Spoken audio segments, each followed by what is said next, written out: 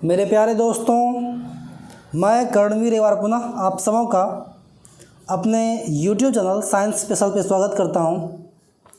जैसा कि हम लोगों को पता है कि ग्रुप डी का जो एग्ज़ाम डेट है वो आ चुका है।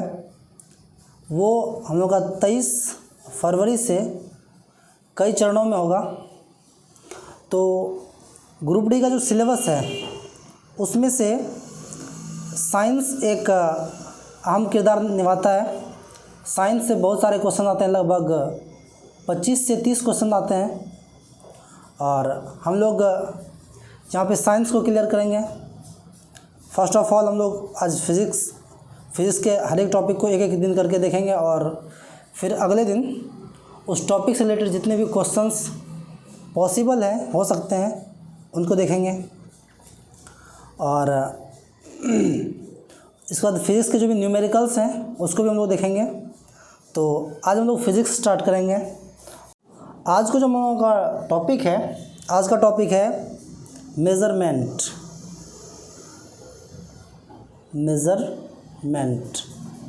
अर्थात मापन।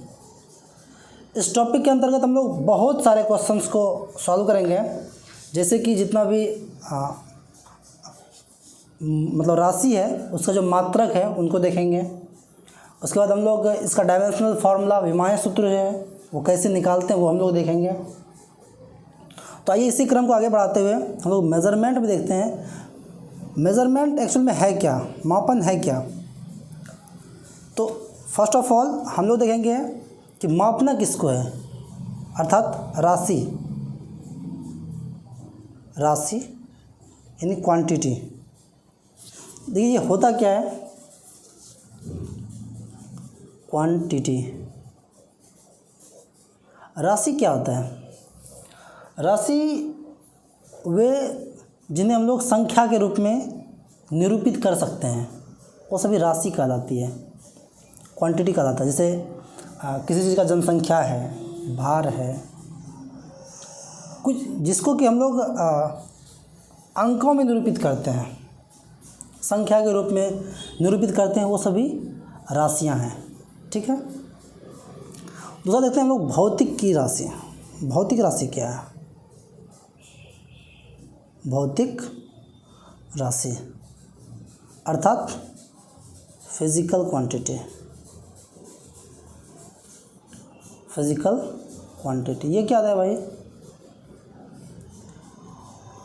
कि भौतिकी के जो नियम हैं, भौतिकी के नियमों को जिन राशियों के रूप में व्यक्त किया जाता है उसे हम लोग भौतिक राशि कहते हैं। ठीक है। जैसे ताप है, ये एक भौतिक राशि है, इसको हम लोग मेज़र करेंगे। जैसे लंबाई है, भौतिकी के जो भी नियम है वो इन्हीं सब में है। जैसे समय है, उनके जो भी नियम है उनको इन्हीं पदों के रूप में व्यक्त किया जाता है। ताप है, लंबाई है, समय है, द्रव्यमान है। अर्थात ये सब है क्या भाई? ये सब भौतिक राशि है। ठीक है। अब हम लोग देखेंगे भौतिक राशि के प्रकार। ठीक है, कि भौतिक राशि के कितने प्रकार हो सकते हैं। ठीक है। तो भौतिक राशि को जो हम लोग वर्गीकृत किए हैं उनको कई आधार पे किए हैं। मुख्य रूप से इनका जो वर्गीकरण है, क्लासिफिकेशन ऑफ फिजिकल क्वांटिटी, भौतिक राशि के जो वर्गीकरण है वो दो आधार पे किया गया है। पहला आधार है मात्रक और मापन के आधार पे। मापन के आधार पे। और जो दूसरा वर्गीकरण किया गया है इसका वो है दिशा और परिमाण के आधार पे। दिशा और परिमाण, बिल्कुल आराम से इसको समझिए, समझ में आ जाएगा। यहाँ से हम लोग 2-3 चीज़ एक साथ क्लियर करते चले जाएंगे। ठीक है। जैसे कि अभी हम लोग बोले कि मात्रक तथा मापन के आधार पे फिजिकल क्वांटिटी जो भौतिक राशि है वह मुख्यतः 3 प्रकार के होते हैं। कौन कौन सा भाई? पहला होता है मूल या आधारी राशि। तो ये सब आप लोग जानते होंगे, ये बताना ज़्यादा ज़रूरी नहीं है। ये सिर्फ और सिर्फ इसलिए आपको सिर्फ रिकैप करवा रहे हैं ताकि आगे जो भी हम लोग पढ़ें वो ज़्यादा क्लियर हो। मूल या आधारी राशि। दूसरा है हम लोगों का व्युत्पन्न राशि। व्युत्पन्न राशि। और तीसरा है पूरक राशि। ठीक है, इसको जो मूल या आधारी राशि है इसको हम लोग बोलते हैं फंडामेंटल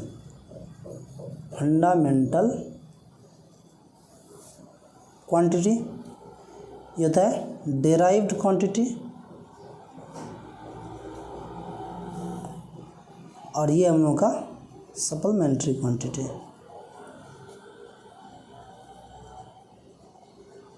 और ये है क्या? मूल या आधारी राशि जो होता है ये वे राशियां हैं जो स्वतंत्र रूप में पाई जाती है। ठीक है, इसको हम लोग बाद में देख लेते हैं।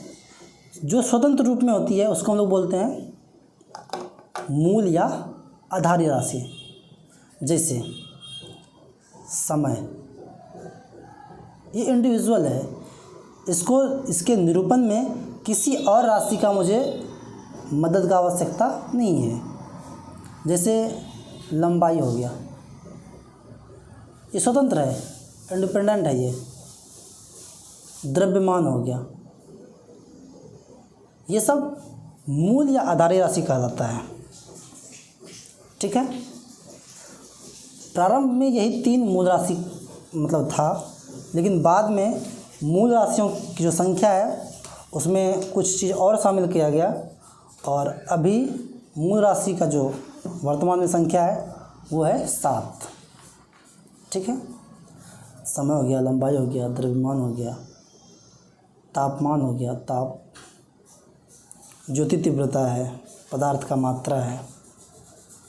ठीक है, यानी इसके निरूपण में किसी और भौतिक राशि का ज़रूरत नहीं पड़ता है। दूसरा है व्युत्पन्न राशि, डेराइव्ड क्वांटिटीज़।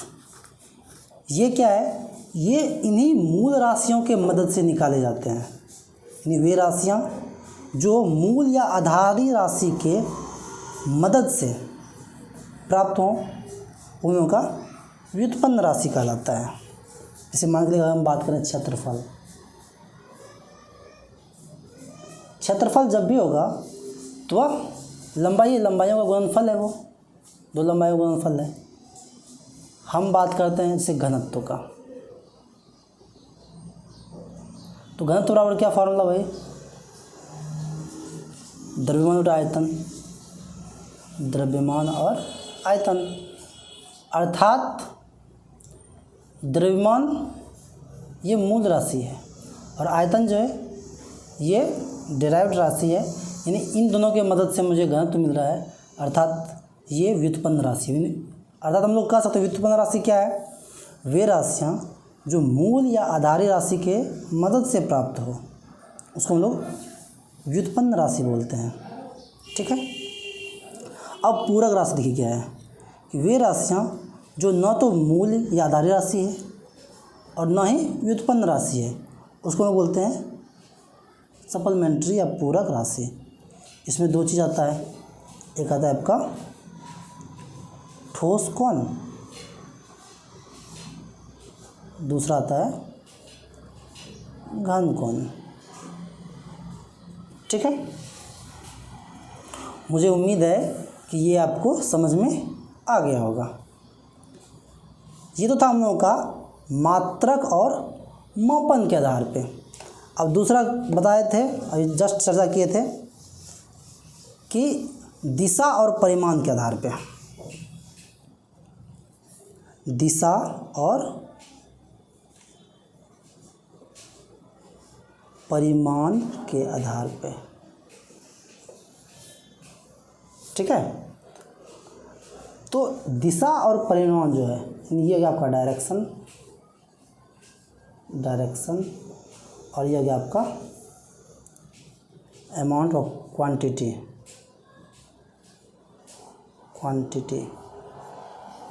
परिमाण, ठीक है। इसके आधार पे जो राशियाँ वो मुख्यतः रूप से दो प्रकार के होते हैं। एक होता है आपका अदिश राशि,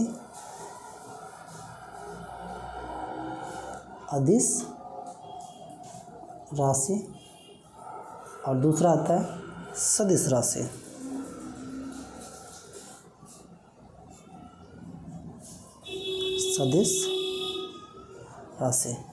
ये हो गया स्केलर क्वांटिटी,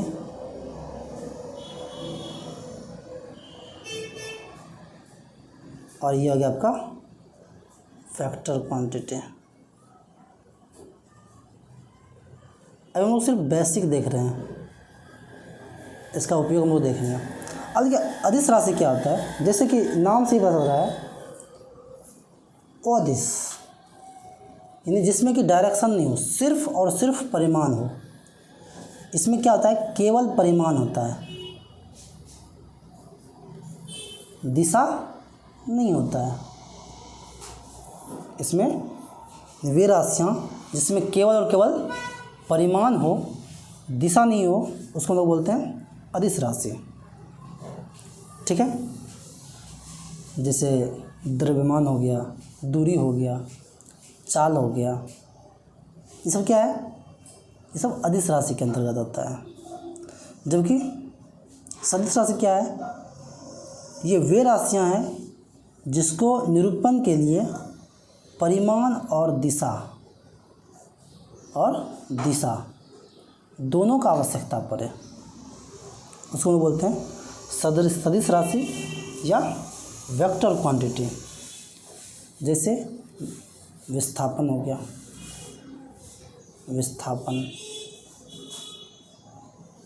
अगर एक चीज़ और ध्यान दीजिएगा, एक बहुत कन्फ्यूजन है ये दूरी और विस्थापन में, यानी डिस्टेंस और डिस्प्लेसमेंट। डिस्टेंस आपका अदिश राशि है, जबकि डिस्प्लेसमेंट विस्थापन वो सदिश राशि है। सुनने और में एक जैसा लगता है, लेकिन दोनों अलग अलग चीज़ है। जैसे चाल एक अदिश राशि है, जबकि वेग एक सदिश राशि है। यानी आपका जो स्पीड है वह स्केलर क्वांटिटी है, जबकि वेलोसिटी जो है वो आपका वेक्टर क्वांटिटी है, ठीक है। ये कुछ मोटी मोटी बातें थी जिसको हम लोग देखें। अब थोड़ा सा आते हैं कि मेज़रमेंट क्या है। यहाँ तक क्लियर हो गया? मुझे उम्मीद है यहाँ तक समझ में आ गया होगा। देखिए मेज़रमेंट है क्या, किसी चीज़ को अगर हम लोग मापते हैं तो एक्चुअली हम लोग करते क्या हैं। मेज़रमेंट क्या है कि कोई भी राशि है, जब उसका हम लोग तुलनात्मक अध्ययन करते हैं तो उसको हम लोग बोलते हैं मापना या मेज़रमेंट। जैसे मान के लिए कि अगर हम किसी चीज़ का लंबाई माप रहे हैं, ठीक है, जैसे हम एक लंबाई मान लिए कि ये लंबाई है। पहले तो हाथ से मापा जाता था कि भाई 5 हाथ है। किसी चीज़ का अगर मापन हम लोग करेंगे तो उसमें से मुख्य रूप से 2 चीज़ें होती है। एक उसका परिमाण होता है और एक होता है मानक। जैसे मान लीजिए हम एग्जांपल के लिए अगर हम लंबाई का बात करें, लंबाई, ठीक है, मान लीजिए कि हम बोलते हैं कि भाई चौकी का लंबाई आप बताइए कितना है। कोई बोला भाई चौकी का जो लंबाई है वो 5 हाथ है, या फिर दूसरा बोला कि भाई चौकी का जो लंबाई है वह 15 बित्ता है। कुछ भी अगर आप सोच के देखिए कि ये हम लोग ये जो हाथ है ये मानक रूप लिए, भाई अगर हाथ से नापें तो जो हाथ का जो मानक लंबाई है उतना कर करके 5 बार शामिल हुआ है, नहीं जो लंबाई है वो 5 हाथ का है। ये जो बित्ता है भाई वो 15 बित्ता है। यानी कि किस मेज़रमेंट में मुख्य रूप से दो चीज़ें आती है, एक होता है भाई आंकिक मान या संख्यात्मक मान, और दूसरा होता है मानक। भाई हम लोग मानक क्या रखे हैं, इसी प्रकार से हम लोग, लेकिन क्या है कि और ये जो मानक है वही हमारा मात्रक कहलाता है। ठीक है, यानी कि हम लोग जो मानक चुनते हैं वही हम लोगों का मात्रक है। अब असुविधा ये होती थी कि मान चलिए कि सबका तो हाथ अलग अलग लंबाई का होगा, तो कभी छोटा कभी बड़ा, तो इस सब को दूर करने के लिए एक मानक माना जाता है जो कि सर्वमान्य हो, जिसको सब कोई मानता है। ठीक है, यानी कि ये जो हम लोगों का हो गया, ये न्यूमेरिकल वैल्यू हो गया, न्यूमेरिक वैल्यू, और ये हम लोगों का यूनिट हो गया। अभी जस्ट पहले हम लोग मात्रक देखे, ये मतलब क्वांटिटी देखे थे। तो जस्ट लाइक मात्रक भी 3 प्रकार के होते हैं, देख लेते हैं अभी। मात्रक अर्थात यूनिट,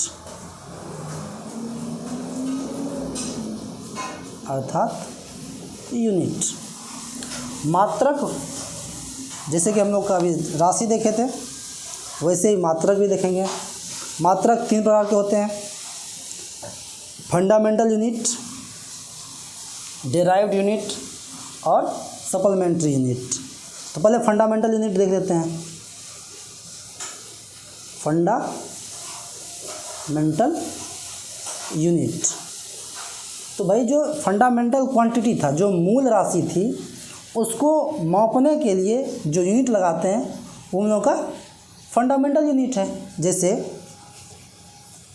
पता था हम लोगों का द्रव्यमान, हाँ द्रव्यमान, इसका जो मात्रक होता है ये गया राशि। द्रव्यमान का मात्रक क्या होता है भाई, किलोग्राम।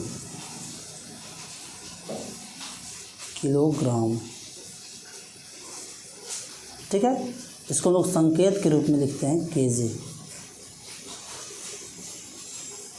दूसरा है लंबाई, इसका होता है मीटर, और इसको हम लोग एम के रूप में लिखते हैं। तीसरा होता है समय, इसका होता है सेकंड। ये लोग आप लोग जानते होंगे, इसको छोटे से निरूपित करते हैं। चौथा होता है ज्योति तीव्रता,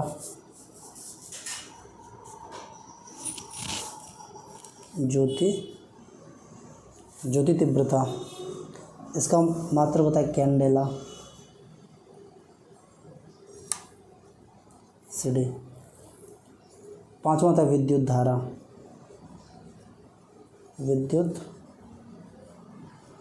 धारा, इसको लोग, इसका मात्रक होता है एम्पियर, इसको हम लोग ऐसे निरूपित करते हैं।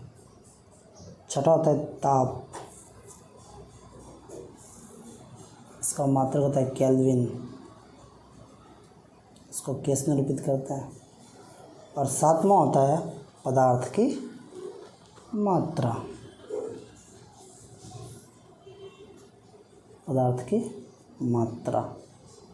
इसका मात्रक होता है मोल,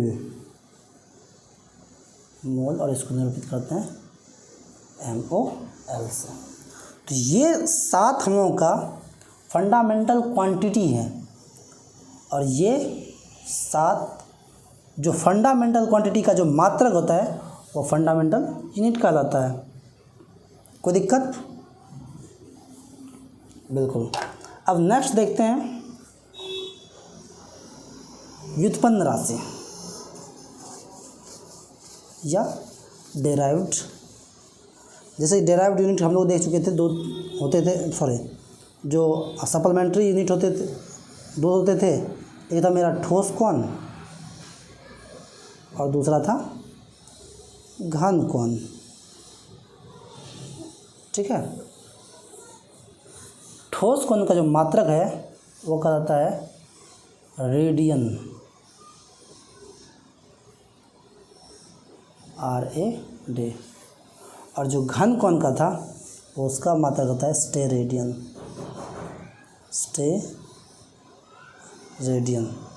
इसको हम लोग लिखते हैं SR। ठीक है, ये हम लोग का सप्लीमेंट्री यूनिट, सप्लीमेंट्री यूनिट।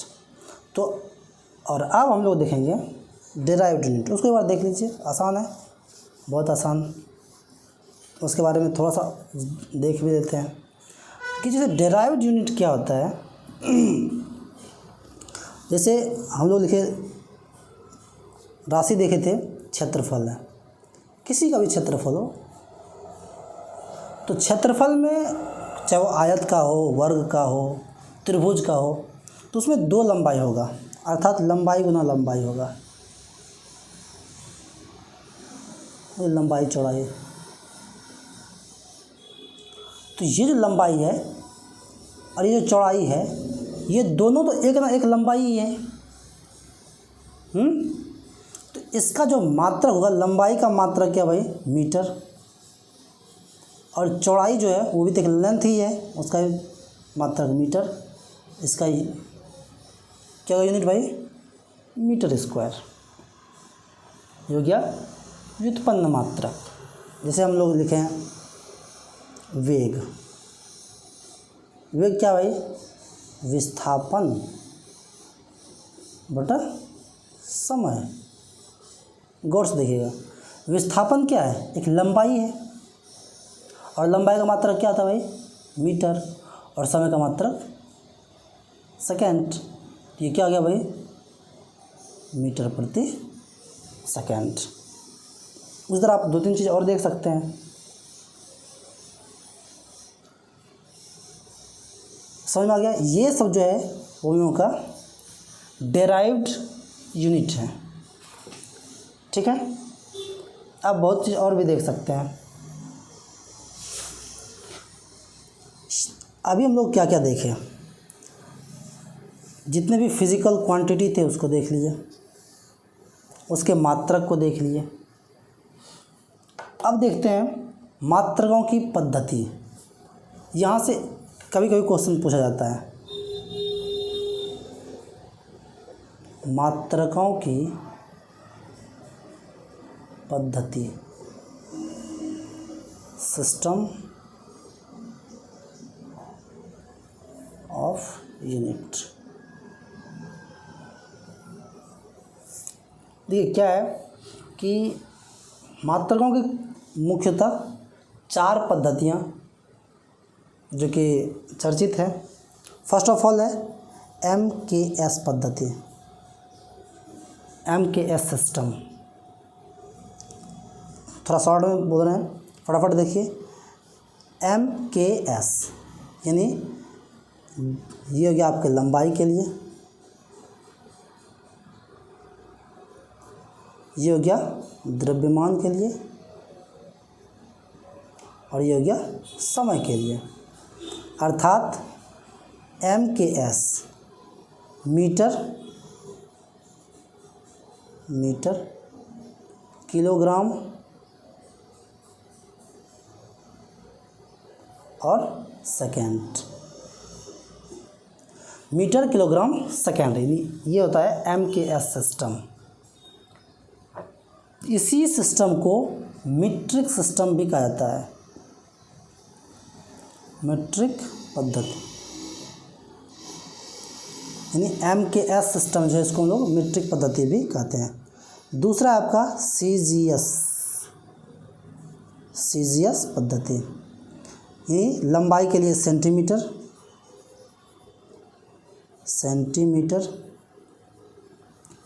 द्रव्यमान के लिए ग्राम, और इसके लिए सेकेंड, समय के लिए। ये हम लोग का CGS पद्धति कहलाता है। इसको हम लोग डेसिमल पद्धति भी बोलते हैं, डेसिमल पद्धति। तीसरा होता है FPS पद्धति, FPS सिस्टम, यानी लंबाई के लिए फुट, द्रव्यमान के लिए पाउंड और समय के लिए सेकेंड। इसको हम लोग FPS सिस्टम बोलते हैं और इसको ब्रिटिश पद्धति कहा जाता है।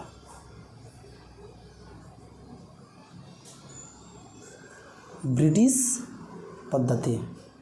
और अगर सबको मिला दिया जाए तो देखिए ये हर जगह का अलग अलग पद्धतियाँ थी, लेकिन बाद में एक सबको संगठित करके एक पद्धति बनाया गया जिसको जो कि हर जगह सर्वमान्य है, अंतर्राष्ट्रीय मात्रक पद्धति यानी SI यूनिट, जिसके तहत कि हम लोग अभी जस्ट पढ़े थे ना SI सिस्टम, जिसमें कि 7 मूल राशियाँ भी जस्ट पढ़े थे, लंबाई, द्रव्यमान, समय, विद्युत धारा, ताप, ज्योति तीव्रता और पदार्थ की मात्रा। ठीक है, मुझे उम्मीद है कि यहाँ तक आपको समझ में आ गया होगा। अब हम लोग कुछ फिज़िकल क्वांटिटी है जो इसका की क्वांटिटी बहुत ज़्यादा है, जो बहुत मतलब जिसका मान बहुत ज़्यादा बड़ा होता है, उसको हम लोग 10 के घात के रूप में निरूपित करते हैं। 10 के घात के रूप में निरूपित करते हैं। तो आइए कुछ देख लेते हैं। इधर जो हम लोगों का ये छोटा अमाउंट है और ये बड़े के लिए है। जैसे हम लोग का डेसी है, डेसी में अर्थात 10⁻⁻1। सेंटी है, डेसी से भी छोटा है, 10⁻⁻2। मिली है अर्थात 10⁻⁻3। माइक्रो है इसका 10⁻⁻6। नैनो है अर्थात 10⁻⁻9। पिको है 10⁻⁻12। फेम्टो है 10⁻⁻15। एटो है 10⁻⁻18। जेप्टो है 10⁻⁻21 और योक्टो है 10⁻⁻24। ठीक है, याद रखिए ये सभी स्मॉल है, ये वाई भी जो स्मॉल है, ये इसका संकेत है। जबकि इसके दूसरी ओर अगर डेका है 10⁻1, हेक्टो है 10⁻2, किलो है 10⁻3, मेगा है 10⁻6, गीगा है 10⁻12, टेरा है 10⁻15, पेटा है 10⁻18, एक्सा है 10⁻, कहीं पे मिस्टेक किया क्या?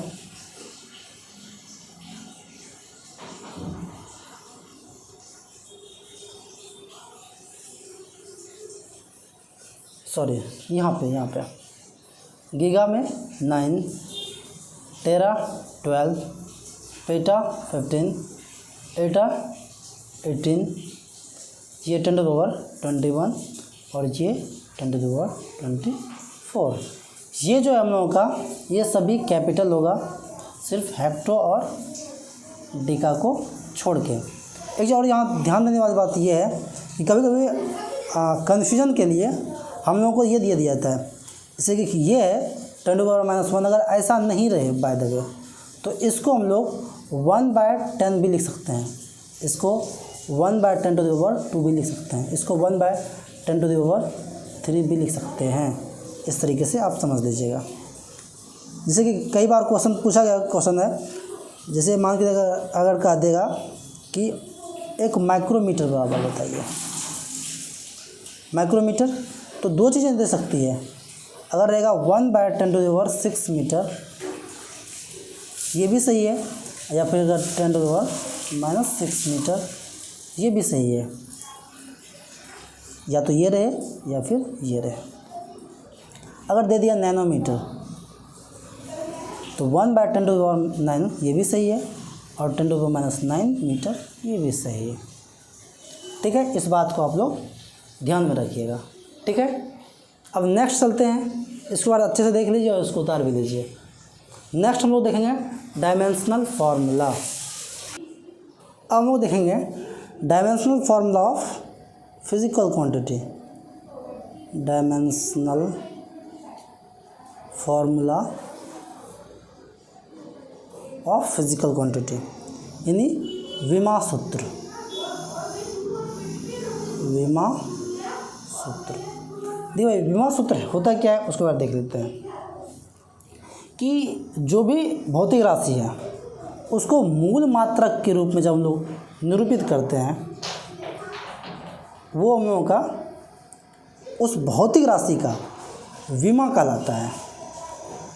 यानी कि भौतिक राशियों को उनके मात्रकों के रूप में जो घात के रूप में व्यक्त किया जाता है, उसे हम लोग उस भौतिक राशि का विमा सूत्र बोलते हैं। ठीक है। देखिए एक बात और, जैसे मान के लंबाई है, लंबाई के लिए हम लोग लिखते हैं एल। ठीक है। इस विमा सूत्र से हमें उसके अमाउंट का पता नहीं चलता है, उसके क्वांटिटी का पता नहीं चलता है। ठीक है। वो कितना, अगर 10 मीटर लंबाई है उसके लिए भी हम लोग एल लिखेंगे, अगर 50 मीटर लंबाई है उसके लिए भी हम लोग एल लिखेंगे। ठीक है। तो उससे हम लोगों का क्वांटिटी नहीं पता चलता है। विमा सूत्र देखिए, इस लंबाई के लिए हम लोग एल लिखें। द्रव्यमान, द्रव्यमान के लिए हम लोग एम लिखते हैं, कैपिटल एम। समय अर्थात टाइम, टाइम के लिए टी लिखते हैं। तापमान के लिए थीटा लिखते हैं, थीटा। विद्युत धारा के लिए विद्युत धारा के लिए हम लोग कैपिटल ए लिखते हैं। ठीक है। ज्योति तीव्रता के लिए ज्योति तीव्रता के लिए CD लिखते हैं, और पदार्थ की मात्रा के लिए स्मॉल m लिखते हैं। ठीक है। तो ये तो हो गया, मतलब हम लोगों का जो मूल मात्रक था, जो मूल राशि थी उनके लिए। अब जो व्युत्पन्न राशियां हैं, अर्थात जो मूल राशियों के मदद से बना है, उनके लिए जो डायमेंशनल फार्मूला है उसको कैसे निकालेंगे, आइए उसको देख लेते हैं। जैसे कि हम बात करते हैं चाल, तो चाल का फार्मूला क्या होता है? चाल का फार्मूला होता है दूरी बटा समय। ये जो दूरी है वो है क्या? एक्चुअली जो दूरी है वो जो हम लोग का जो मूल राशि था उसमें से ये है क्या?